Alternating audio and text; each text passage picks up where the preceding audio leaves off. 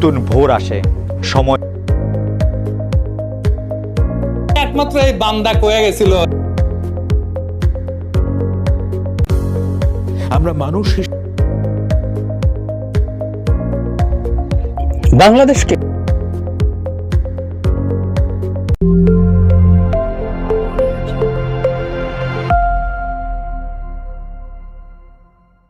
বেসির রুমিন ফারহানা, আসলে আমার কাছে মনে হয় যে 5 আগস্টের পর থেকে যারা বাংলাদেশের সবচেয়ে মানে যৌক্তিক কথা তুলে ধরছেন তার মধ্যে বেরিস্টার রুমিন ফারহানা একজন। 5 আগস্টের আগে তো বটে, কিন্তু 5 আগস্টের পরে অনেক বেশি যৌক্তিক জায়গা থেকে এটা বলছেন, এবং এর জন্য আমি দেখতে পাচ্ছি যে তিনি বিএনপির মধ্যেও অনেক সমালোচিত হচ্ছেন। তিনি মানে মানে অনেক জায়গা থেকে বলা হচ্ছে যে তিনি যথেষ্ট পরিমাণে বিএনপি আর থাকতে পারতেছেন না, অন্যদিকে চলে যাচ্ছেন।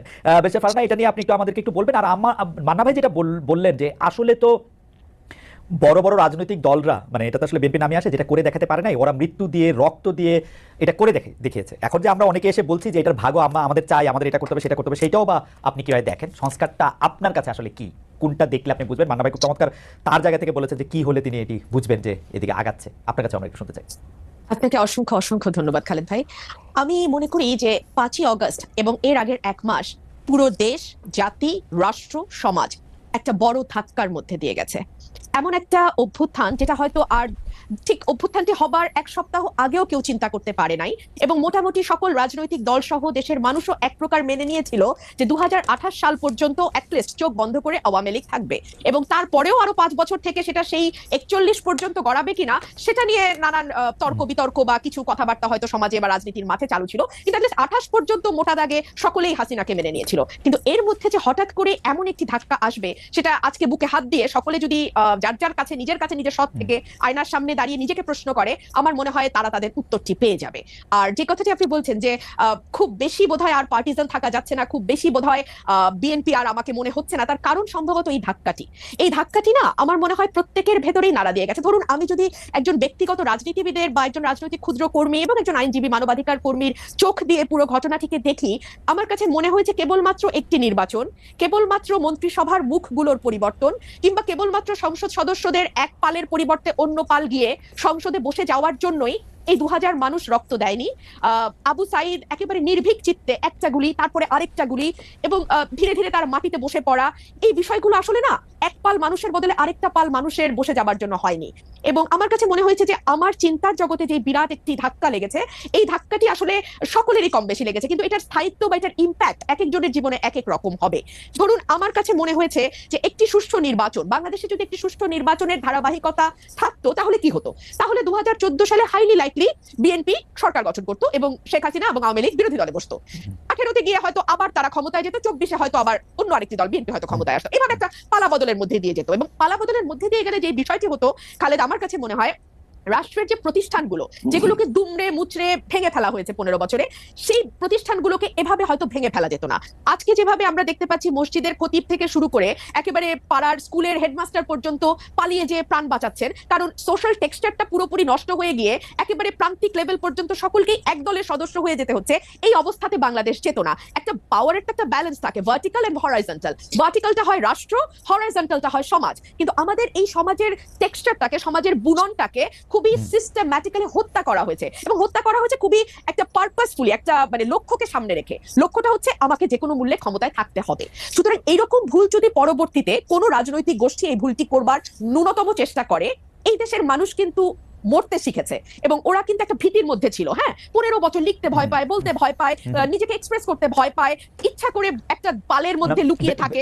সেই জায়গা থেকে একটু ইন্টারপ্ট করি, আপনি যেই অবস্থাটা বর্ণনা দিলেন, আপনার মনে কি এই সংখ্যাটা রয়ে গেছে? যেহেতু আপনি শুরু করেছিলেন যে এক পাল মানুষ থেকে আরেক পাল মানুষ, আপনার মধ্যে কি এই সংখ্যা রয়ে গেছে যে বিএনপি আসলেও তাদের ইয়াটা একটা লম্বা হবে এবং প্রায় একই ধরনের জায়গা হবে, যেইটা মানে যেই আশঙ্কা মান্না ভাইয়েরও আছে, সেই আশঙ্কা কি আপনারও আছে যদি আসলে এই গুণগত পরিবর্তনটা না হয়?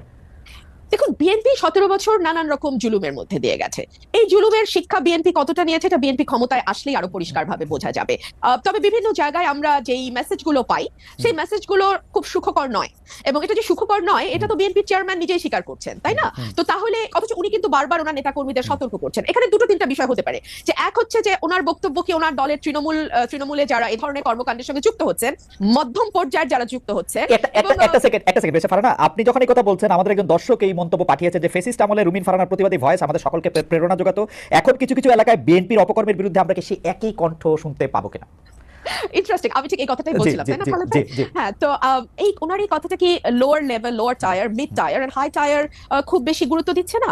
গুরুত্ব না দিলে কেন দিচ্ছে না? কারণ তারা কি মনে করছে যে কোনো ব্যবস্থা নেওয়া হবে না? কিন্তু আমরা তো বেশ কয়েকটি জায়গায় ব্যবস্থা নিতেও দেখলাম, তাই না?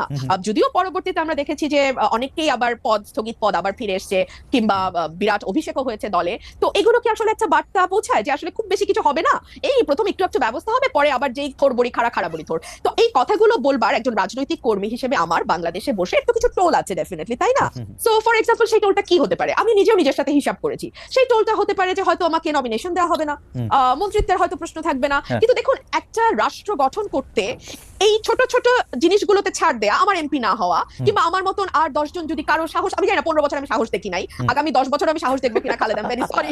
আমি না বেরেসা ফারহানা, না বেরেসা ফারহানা, আপনাকে একটু থামাই এই পর্যায়ে। আমি শুধু প্রশ্নটা করে রাখি, সেটা হচ্ছে যে আপনি একাদশ জাতীয় সংসদে অন্যতম বিরোধী কণ্ঠস্বর ছিলেন, সংসদের মধ্যে সংসদের বাইরে, কিন্তু যারাই বিগত 3 সংসদ নির্বাচনে অংশ নিয়েছেন, সংসদে গিয়েছিলেন, তাদের ভালোভাবে দেখছেন না বৈষম্য বিরোধী ছাত্র আন্দোলনের নেতারা বিগত 3টি নির্বাচনের সমালোচনা করলে এক সংসদে থাকা ঠিক হচ্ছে কিনা সেটি প্রশ্ন করছে। আমাদের দুটি প্রশ্ন, যে আপনি আসলে অন্য কোনো রাজনৈতিক দলে, বিশেষ করে বৈষম্য বিরোধী ছাত্র আন্দোলনে যদি একটি রাজনৈতিক দল সংগঠন করে সেখানে আপনি যাবেন কিনা, এক। আর দুই হচ্ছে যে আপনি যে আশঙ্কাটি করছেন যে আসলে নমিনেশন মনোনয়ন না পাওয়ার ব্যাপারে, সেটির ক্ষেত্রে আমি সেটা বলছি না, খালেদ, আমি একটু ক্লিয়ার করি, না হলে না খুব একটা হেজি হয়ে থাকে।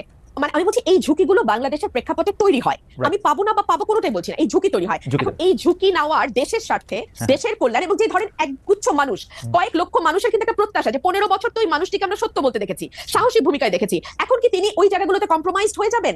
একটি নমিনেশনের জন্য কিংবা একটি মন্ত্রিত্বের জন্য কি কম্প্রোমাইজ করবেন? আমি আসলে বেছে নিয়েছি কম্প্রোমাইজ না করাটাই। ওকে, আমরা ওই প্রশ্নটা, মানে আপনি বৈষম্য বিরোধী ছাত্র আন্দোলনের সঙ্গে যাবেন কিনা, তারা রাজনৈতিক দল করলে, সেই প্রশ্নটা আমরা একটু পরে আসবো। আমি আবারও আপনাদের দর্শকদের, মানে আপনার এই পজিশনের অনুবাদ দর্শকদের কারো কাছে কি সেটি একটু আপনাকে শোনাই, আপনি একটু